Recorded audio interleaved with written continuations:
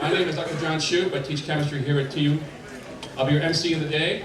On behalf of the President of Tiffin University, Dr. Curtis B. Charles, Board of Trustees, the Veteran and Military Resource Center, we welcome you to the 2015 Veterans Day program at Tiffin University. At this time, I would like for all our veterans and military personnel to stand and be recognized, please. Those are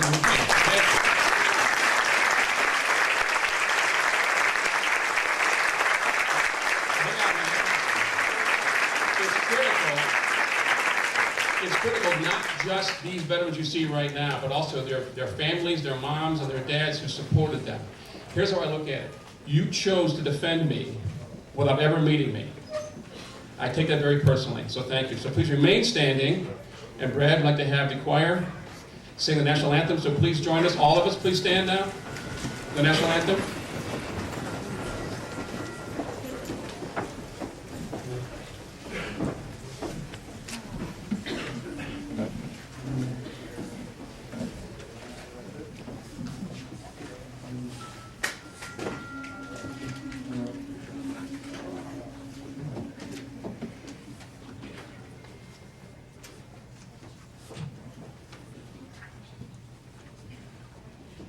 Oh, say, can you see by the dawn's early light what so proudly we hailed at the twilight's last gleaming, whose broad stripes and bright stars through the perilous fight o'er the ramparts we watched, were so gallantly streaming, and the rocket's red glare, the bombs bursting in air, gave proof through the night that our flag was there. Oh, say does that star-spangled banner yet wave o'er the land of the free and the home of the brave, home of the brave.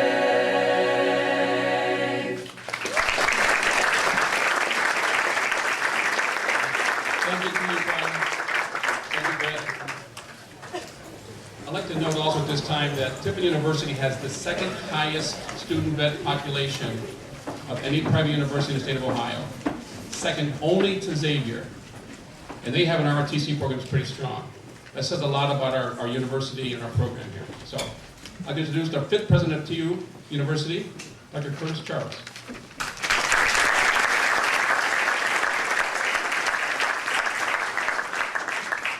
Good morning to everyone, and especially to our veterans. I'm always torn on this day as to whether I should say Happy Veterans Day or it's an honor that you have served our country. I want to like the latter part of it. So to each veteran, thank you for serving the country, thank you for your sacrifices, and most importantly also thank you for the sacrifices that your family have made for you to be able to serve. It's pretty amazing. TU is a pretty amazing institution, right? What you see in front of you is 2 months in the making, right? The house that we're going to dedicate this afternoon was 2 months in the making. I believe in the possibilities of better. I believe that this institution can do whatever we put our mind to. We sat down with Annette and Jeremy and Denise and Mac. Is Mac here? And Mac, thank you, Mac.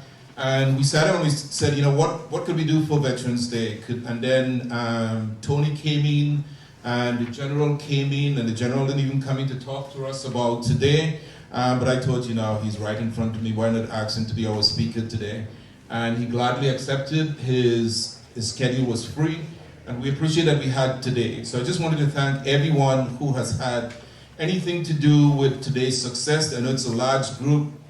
the entire advancement staff, the IT staff, the facility staff. I want you to know, as all veterans, that we did this all for you today.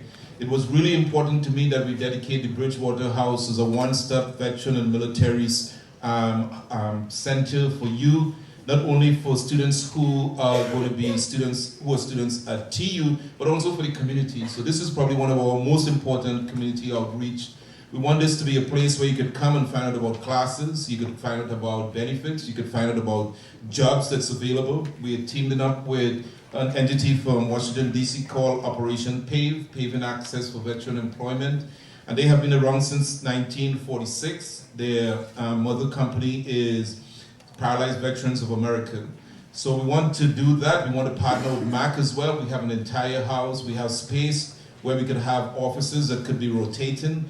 So this is a true community outreach. I was talking to the mayor last week and he mentioned there are about 4,500 veterans in Seneca County. We want to be the place where we would serve you, not only from an academic perspective, but any type of volunteer activities you think our faculty and our students and our staff could do to help you. We want to be there for our veterans. So again, I want to thank you for being here, and I want to thank all the students, staff and faculty and community leaders for being here today. I want to thank our trustee members, both Claire and Tim, for being here today. Thank you. And all our supporters. It's a true honor to have this activity on here today. So thank you, and we look forward to you joining us in a few minutes in the ribbon cutting and dedication of the Bridgewater House. Thank you so much.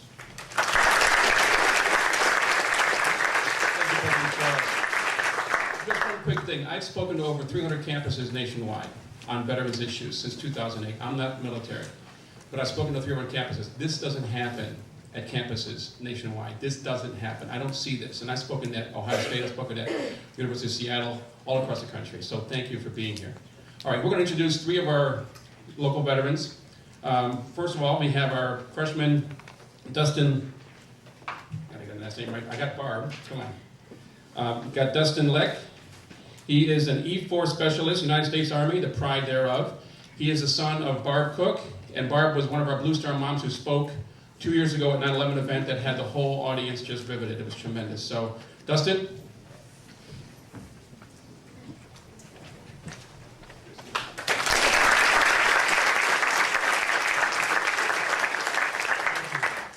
My name is Dustin Leck. I joined the military in June of 2010 and served until just recently in September 2015. It wouldn't have been possible without my family and friends, my mom, my dad, dad's girlfriend, and my godmother, my little sister right there too. Went to Germany for a few years, deployed to Afghanistan, came back, went to Fort Hood, spent about 2 years at Fort Hood, and then deployed back to Afghanistan. Coming back home, I wanted to do my college. I wasn't sure where I wanted to go at the time. And talking with my parents, they said to look down to Tiffin, that they had a really good veterans program, and I wanted to go to either criminal justice and homeland security. So that's why I chose to come to Tiffin. While trying to get out of the Army and come here to Tiffin, I had a 2-month period where I had to do my classes online and still try to get out of the Army. So my professors, I know a few of them are here. Thank you guys very much for helping me with that. And I also thank Denise for helping me with getting the VA all settled out. Thank you for that. Anyone out here that plans on wanting to attend this college, they should. It's a great college, and it's a great community of professors here. Thank you very much.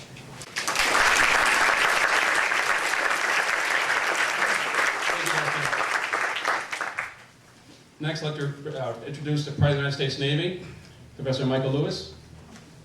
Michael?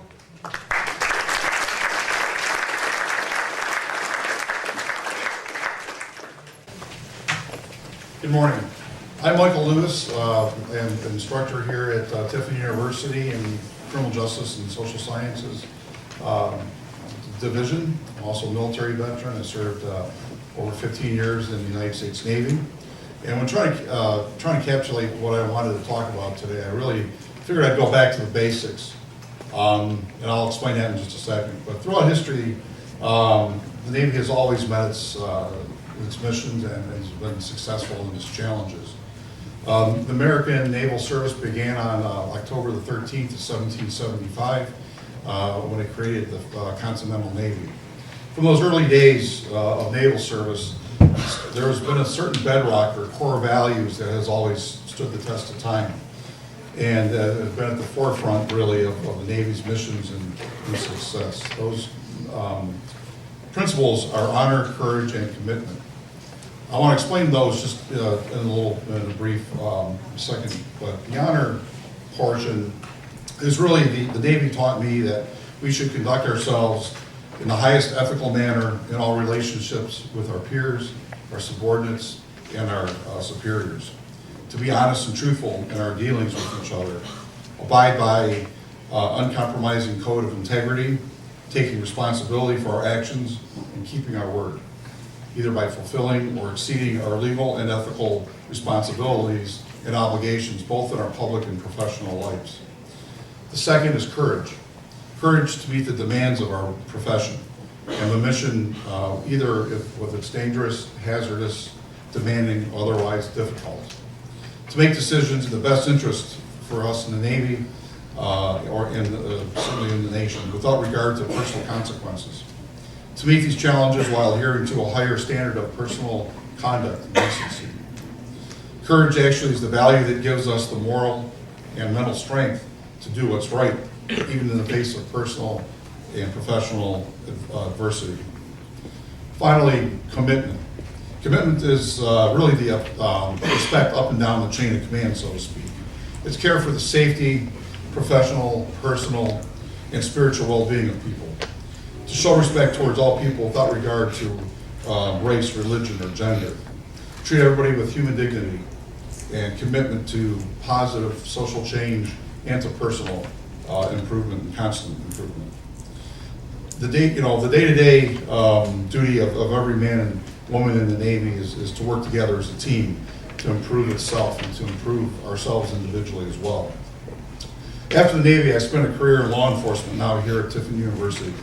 And every day of my life, I stay steadfast and devoted to making our world a better place. And it's because of these three core principles, honor, courage, and commitment, that I'm able to do so. I'm proud to say that the military has helped me to stay grounded, certainly has helped me through the tough times in my life, and I'm very thankful to the Navy and to the military that has formed me into the person that I am today. I want to thank everybody for being here today, certainly our service members, President and Denise and Annette as well. Thank you.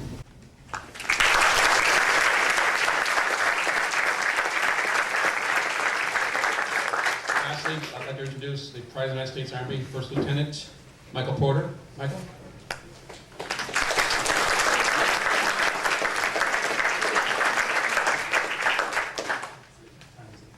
Is it still morning? Yes, good morning. It's 11:20. All right. As Dr. Shoup said, I am First Lieutenant Michael Porter. I am a graduate of TU. I graduated in the fall, so December of 2013. I started in August of 2008. The reason it took me so long to graduate is because I joined the Ohio Army National Guard at the end of my spring semester sophomore year. I went through basic and AIT that summer of 2010, and then when I came back, I left spring semester 2 weeks early, so I had to cram in a week of class plus my finals. Then when I came back to fall semester, I was 3 days late. So I had no summer vacation, but it was absolutely worth it. When I came back, I had a lot to catch up on, just life in general, getting back to civilian life after boot camp. And my junior year flew by. I joined ROTC.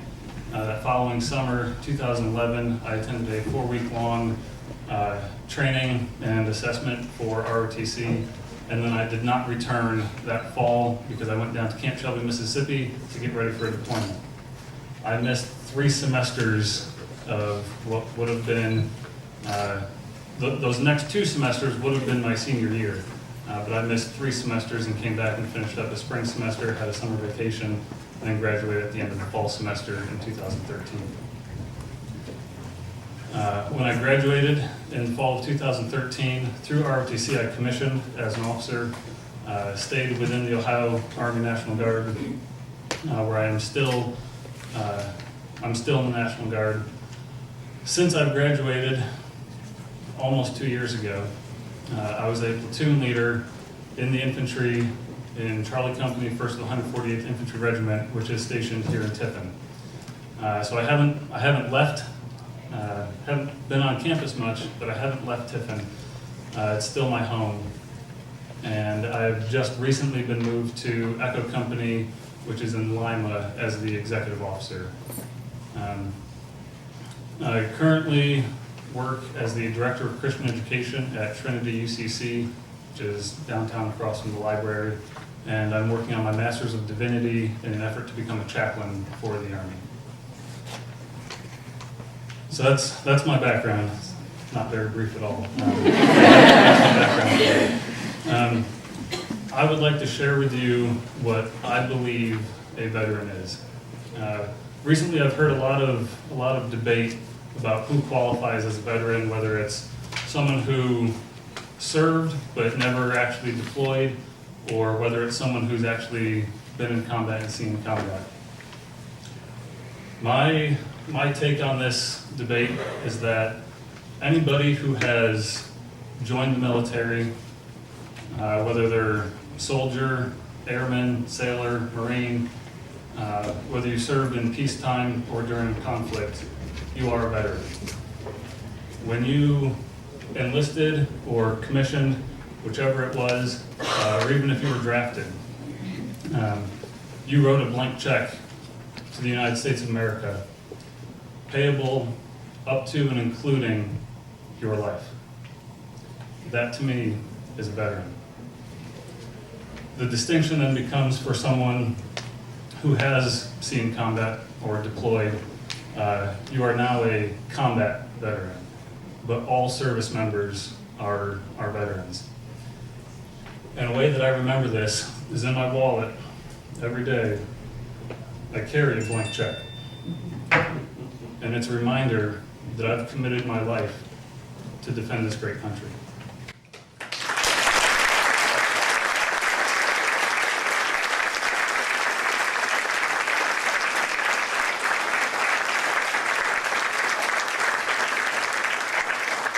Thank you, Mark. At this time, I'd like to bring to the stage Mr. Tony Paradiso to introduce our speaker. To all you athletes in the room, the Paradiso Fields are named after this gentleman here. So you may want to thank him personally afterwards.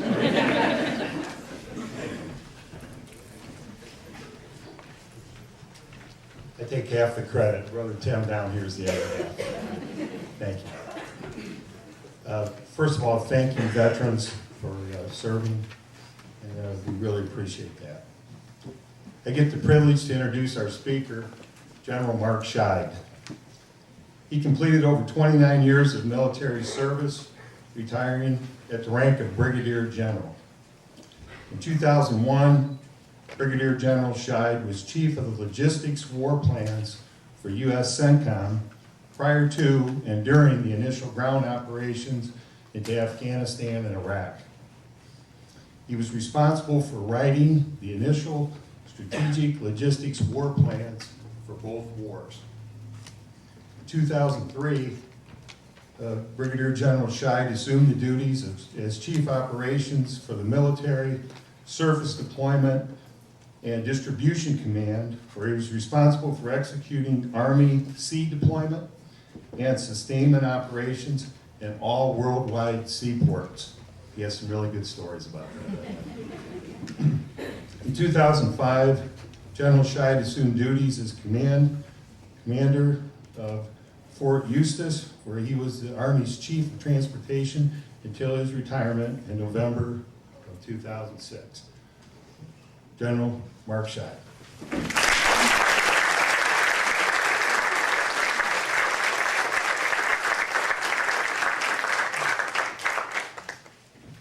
Before I even get started, Let's give a hand one more time for the choir. I think they would.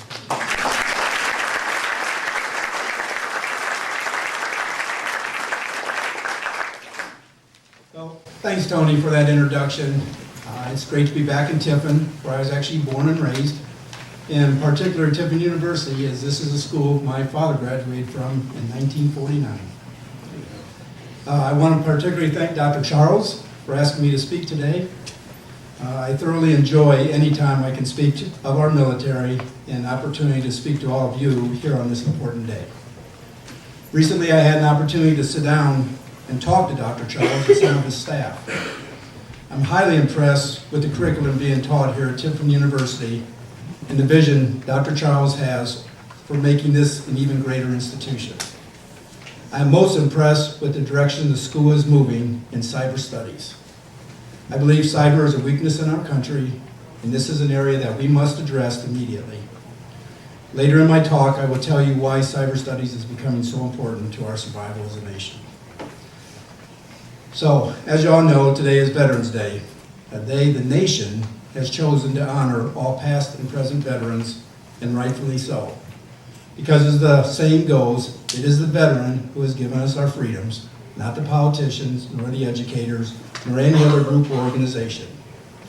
Today is the day we honor all veterans, both past and present.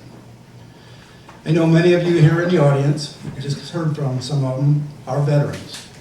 You know who you are, what you accomplished, and what hardships you and your family have endured in order to keep America the greatest country on earth.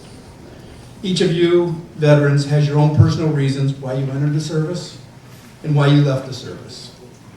You more than anyone know the importance of serving this great nation. But for those who have never served in the military, do you really know the vast missions our military provides? I hope in my short talk today I can get across just how important the veteran in our military really is. I'll start out by saying a veteran is more than a citizen that has been transformed into a dedicated Army, Air Force, Navy, or Marine fighter who is determined to protect our country and the freedoms we have today. Yes, when someone joins the service, their first mission is to train and fight to win. But what you may not know is that our military personnel also get trained on peacekeeping missions, in humanitarian relief operations. Your military does more than prepare for wars. Do you know your military also supports our firefighters when needed to fight the forest fires out west? Do you know the military is the first to deploy with food, water, and medical support to help flood victims, whether the need is inside the United States or other places in need around the world? Are you aware your military deployed to Africa to fight the spread of Ebola? And are you aware we have large numbers of military working every day with our Homeland Defense and Border Patrols to protect our homeland from entry of illegal drugs in the United States? Do you also know as a result of 911, your military is now prepared and trained to be the first responders should the United States ever be attacked again by terrorists on our own soil? Keep in mind the next attack may not be a bomb, but could be, God forbid, a chemical, biological, or even a nuclear attack. These missions are never mentioned when our government talks about downsizing the military. I cannot for the life of me understand why the public is not made aware of the diversified missions of our military. Yes, the veteran does more than train to fight and win wars. Another fact worth addressing today. What we have learned from history is that there will never be a war to end all wars. And we also know that nobody has perfect vision into the future. I was a military planner for almost 30 years. Approximately 20% of my service time, I was in school, studying countries that threaten the United States. In school, we analyzed past wars and conflicts, and deeply explore the second and third effects of applying economic, political, or military means against these threats. We talked with our allies, and we listened to the opinions of some of the best professors around the world as what might be the best course of action to alleviate a threat. Yet with all this effort applied, nobody can still predict with 100% accuracy what the future holds. Nobody I know saw or predicted the birth of ISIS. We also do not know with 100% accuracy what will happen 5, 10, 20 years from now with Russia's latest support to Syria, or the repercussions that may occur with the pact Russia is making with Iran. I fear our country is moving in the wrong direction with the decisions that are being made to weaken our military strength. And when you couple the military threats our country faces today with the other missions I just talked about that our military performs, I lose sleep at night, worried we may not be strong enough to defend the resources the United States relies on to maintain our current standard of living. I do agree with many that we don't necessarily have to be the world's police force, but we do have to ensure our enemies continue to respect our strength or fear being destroyed by our lethality should they decide to threaten our way of life. One thing we have learned from our history is that we cannot determine the size of our military based on hoping something does not happen. World War II is a great example of what happens when you hope somebody will stop its aggression. World War II actually began with Germany invading Austria and Czechoslovakia. But because the two great European nations of Great Britain and France suffered so much in World War I, they simply hoped that by allowing Hitler to have these two additional territories, they could avoid war. We all know what happened. Hitler saw European hope as a weakness and began its assault of other countries throughout Europe. Hope is never a good course of action. And is this the path the United States is going down today?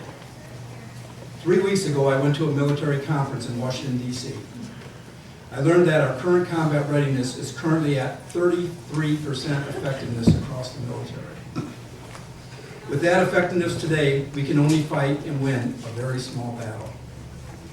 But worse, we must maintain at least 75% effectiveness in order to sustain military operations. Those statistics should scare you. In recent years, our military has been downsized to the point that our national strategy has now changed significantly. Today, our national strategy states we need to be strong enough to win one small-sized war.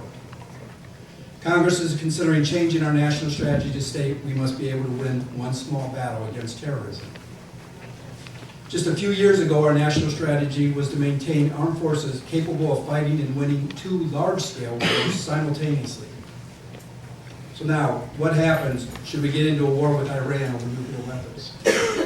Will North Korea see this as an opportunity to attack South Korea, knowing we cannot come to the South's aid, since we are already engaged elsewhere? Will ISIS see this as an opportunity to lash out further? The world is more dangerous today than any time in history. The United States resources and our way of life is being threatened more and more every day. Yet we continue to base our national strategy on hoping the enemy will not attack us again on our homeland. Last, it's not just a physical fight that we have to be ready for. Our enemy capabilities and tactics are changing. Our enemies are looking for the cheapest ways to defeat the United States. 3 of our largest threats of North Korea, Iran, and ISIS are all trying to get a nuclear capability so they can fight Iran using fewest military forces. We know our enemies are also working on developing ballistic missiles that can destroy our Navy carriers. Like us, our enemies are building drones to both gather intelligence and to fight offensive operations with, again, using the fewest forces necessary. And maybe worst of all, today our enemies are threatening us with offensive cyber operations. A couple of weeks ago, I was happy to hear from Dr. Charles all the ideas he envisions to make Tiffin University a leading institution in cyber operations. While today the United States is still the only real superpower, and we still have the most capable military in the world, we are not leading in cyber warfare. China is the clear leader. We know for a fact China has world-class cyber force operations and training centers operating inside skyscrapers in Pudong, China. We know that for a fact that China cyber attacks the United States every single day. They are attacking any user, network, or database, trying to gather intelligence from both our industry and our military. Everyone in this room is vulnerable that carries a computer, cell phone, or uses any electronics. You and I have to worry about our credit card and personal information getting hacked. The government is worried about the electric grid system and what would happen if our stock market was ever hacked. The military worries that our secret and top secret military plans could be hacked. And while these threats are being talked about amongst our Congress, cyber operations is still not a budget priority. Some argue that we can spend billions of dollars on defense cyber operations and it will not be enough as technology capabilities continue to exponentially increase. The best defensive capability of cyber attacks may in fact be educating the public and changing the way our culture thinks about gathering information. Situational awareness certainly can at least slow down the attacks. For those of you studying in the cyber world, we are relying on you to figure out the best solution and protect the future of the United States. I want to leave you with just a few more facts to ponder. In World War II, 11.2% of the nation served in the four-year period that the U.S. was involved in the war. 11.2%. During the Vietnam War, only 4.3% served in this 12-year war. Since 2001, in the terrorist attack on the U.S. on our soil, less than 0.5% of our population has served in the war against terrorism. Does this steep downward trend bother you? Because it does me. I'm afraid people are forgetting what made this country so great. Our freedoms weren't handed to us. We fought for and earned every right we have today. Thousands and thousands of brave men and women have died so their children could have the freedoms we have today. We cannot thank them enough, and especially these people here today on the stage. Let's give them one more hand.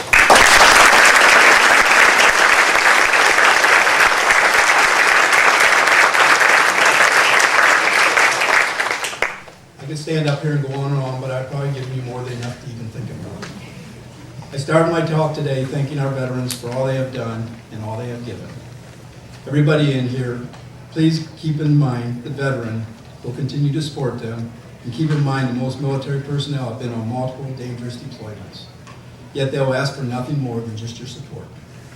That is not much to ask for. Winston Churchill said it best at the end of World War II when he said, "Never in the field of conflict has so much been owed by so many to so few." Those words still apply today. I want to once again thank Dr. Charles for the opportunity to speak to all of you today. May God continue to bless our military, all of you here today in the United States of America. Thank you very much.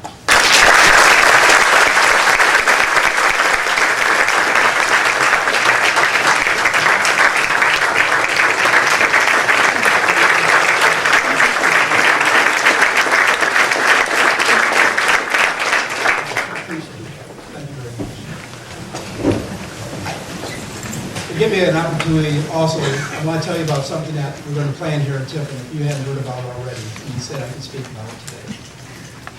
September 11th of next year, the 15-year anniversary of 911, we're going to put on a great program here in Tiffin. I'm kind of leading this with Tony Paradiso and about 7 or 8 other people on board that I put together. And this event's going to start out with a 5K run in the morning. That'll start at 8:46 in the morning because that's when the first plane struck our towers. And then we're going to do a military parade, talk to the mayor, city council, and we're going to do a parade through downtown Tiffin. At the end of the parade, we're going to go out to the fairgrounds and we're going to have a concert. And we're going to start out with Eric Sauer's band, he confirmed yesterday, followed by country singer, I call him a legend, Darryl Worley. Those of you that know Darryl Worley he's a very good friend of mine. I first got to meet Darryl in the war over in Kuwait when right before we crossed the line of departure for the first time to cross into the border of Iraq, he came out to entertain the troops, to raise their morale, and I had to escort him. As the planner, that was the last thing I wanted to do. And I had more to do than escort Darryl around for a couple of days, but I did. And we became very, very good friends. Since that day of 9/11, Darryl Worley goes over and supports the troop. He's a modern day Bob Hope. He goes over and supports the troops between Thanksgiving and Christmas. Every single year he's gone since the war. And he doesn't go where it's safe. Every time he goes over, he said, I want to go where the troops never get any entertainment because they're out there in the front lines or they're in the most dangerous locations. And that's where he goes. And he and his band go out there and they provide entertainment to the troops. And his plane's been shot at while he's flown over. He's been artilleried while he's playing. And yet he continues to go year after year after year. So we couldn't pick a better guy to come and put on a concert here in Tiffin. Now, the concert is going to be on Sunday, September 11th, same as 911, September 11th next year, 2016, 15-year anniversary. And I talked about what we're going to do to lead this up. This concert is going to be a concert where it's not going to just honor the military, but it's going to honor all first responders. So all military, all policemen, all firemen, and anybody that ever worked in the hospital, all goes into the concert free. Because of the donations we've been receiving already, as we've gone out and solicited, everybody else will be in the concert for, we think we're going to be able to let everybody else in the concert for $10. So everybody should be able to attend the concert for a pretty darn cheap price. We're anticipating a very large crowd. We hear you're dreaming, but I don't think 15,000 is out of question. Tony and I were just out at the fairgrounds yesterday looking at, and Christine Courtney, we were out there yesterday looking at the fairgrounds and stepping off to see if we can hold that many. We can't. You know, the way this will go. So it's going to be a really big event next year. And on top of that, we've talked to Tiffin University, and they're helping us as one of our sponsors, and they're going to help with all the publicity. So Dr. Charles is offering his staff up to help with the publicity. So I'm just kind of giving you a warning. We're going to start seeing a lot of advertisement on this starting in January, on radio, on the newspapers, and we're going to start with Seneca County, see what our numbers grow to, because we'll probably have to limit it to the size of the fairgrounds and expand this as we can. And if we need to go national, we'll keep going national, however this grows, till we get our numbers. But I hope all of you are there. I can tell you, it will put on a concert that you'll laugh and you'll cry at his concert.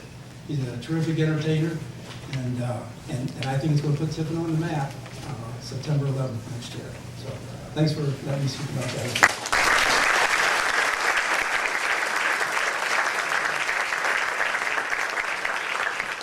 Okay, you heard it here first, all right?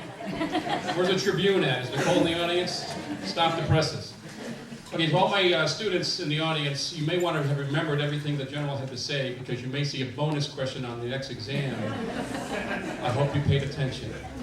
Okay, thank you, General. At this time, we are going to be convening over at the Bridgewater House, a ribbon cutting ceremony, which is across the street. We have some... To my left? Okay. Please join us over there. We're going to have a reception in the parking lot. Where's Denise?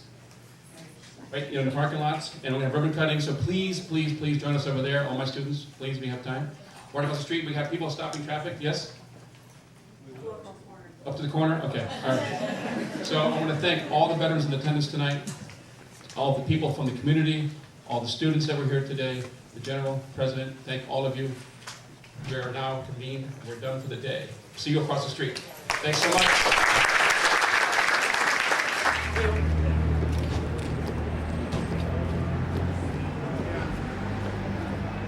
Color guard, hoop.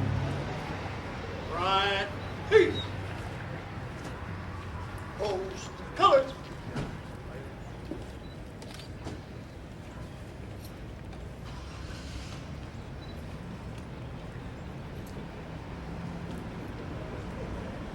Present. Hoop. I pledge allegiance to the flag of the United States of America and to the republic for which it stands, one nation, under God, indivisible, with liberty and justice for all. Color guard. Order. Hoop. Right, peace. At the half step. Forward. Hoop.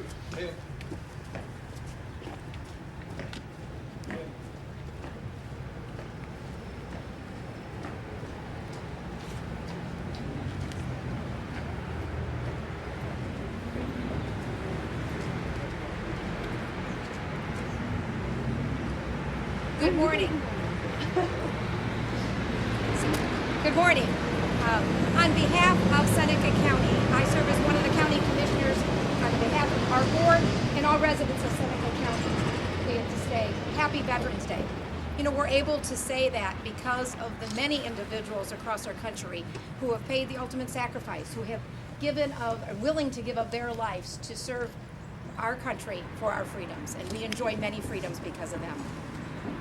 A special thank you and congratulations to Dr. Charles, to the students, to the staff, to the board for what you've done for this special ceremony on Veterans Day and for the dedication of this facility. What a tremendous asset and a resource this is going to be for the student military and for the residents of Seneca County and the surrounding area. Thank you and congratulations.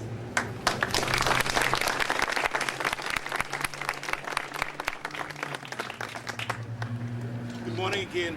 On behalf of all the Caribbean gods everywhere, I just want to wish everybody happy Veterans Day for bringing you this wonderful Caribbean weather today. My understanding is that it was snowing and it was cold this time last year, so I'm happy to bring the weather to you. But seriously, I just wanted to thank everyone for being here. This is an awesome job that the staff has done. They have worked so hard to get this space ready and on time for the ribbon cutting on today. We want to thank the General for being here and all our veterans who have served. I think it's an honor for us to always serve those who have served us well. So we hope that this will continue to be a shining light within the community and an outreach for the veterans and their families. I hope that as we progress, we could add more services. The professors could get more engaged and provide the type of services that will help our veterans as they try to transition from the military. So I just wanted to thank all of you for being here and thank you for your support even in the future. So thank you so much. Appreciate it.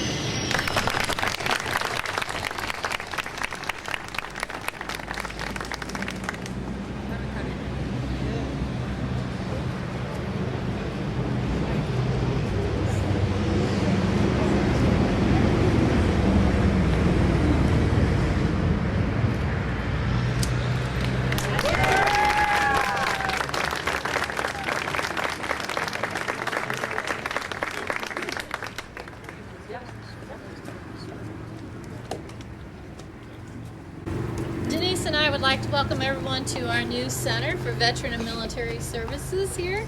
We're pretty excited to have this opportunity to open the doors for everyone to see what we've done in a short period of time.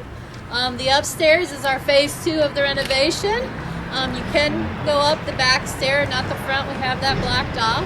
And then out the back, we will have refreshments and food for everyone to enjoy. Thank you so much for coming.